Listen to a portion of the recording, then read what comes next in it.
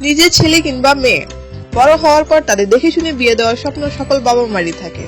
একই রকম স্বপ্ন দেখেছিল অ্যান্ডি বার্নার্ডেও।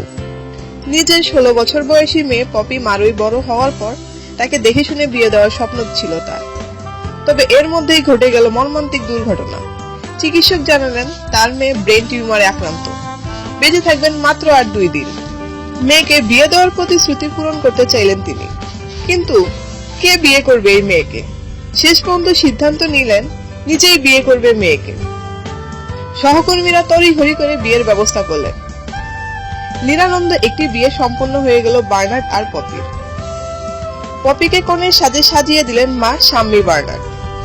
বার্নার্ড বলেন, পপির জন্মের পর থেকে আমি তাকে বলতাম একদিন অনেক জাঁকজমক করে বিয়ে দিব তার, কিন্তু এমনটা ঘটবে কখনো ভাবিনি। চিরদিনের জন্য আমাদের হৃদয় ভেঙে গেল। তবে মেয়েকে দেওয়া প্রতিশ্রুতি রক্ষা করতে চাইলাম আমি। এটা আমার জন্য কোনো বিয়ে নয়। কিন্তু একটি বিয়ের দিন পেল। 15 ফেব্রুয়ারি হঠাৎ করে অসুস্থ হয়ে পড়ে পপি। তার মা তাকে চিকিৎসকের কাছে নিয়ে গেলে তারা জানান মস্তিষ্কের টিউমার ধরা পড়েছে পপির।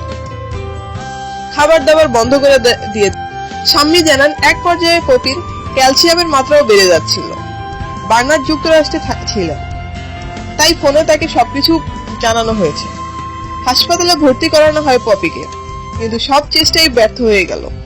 পপিকে বাড়ি নিয়ে যেতে বললেন চিকিৎসক।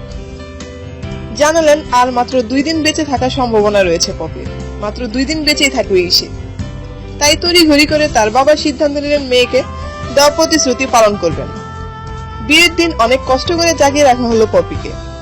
বারবার কাঁধে ঘুমিয়ে পড়ছিলেন সে। পপির মা শাম্মী বলেন, আমি একটা পরী জন্ম দিয়েছিলাম, কিন্তু সে আজ আমাদের কাছ থেকে হারিয়ে যাচ্ছে।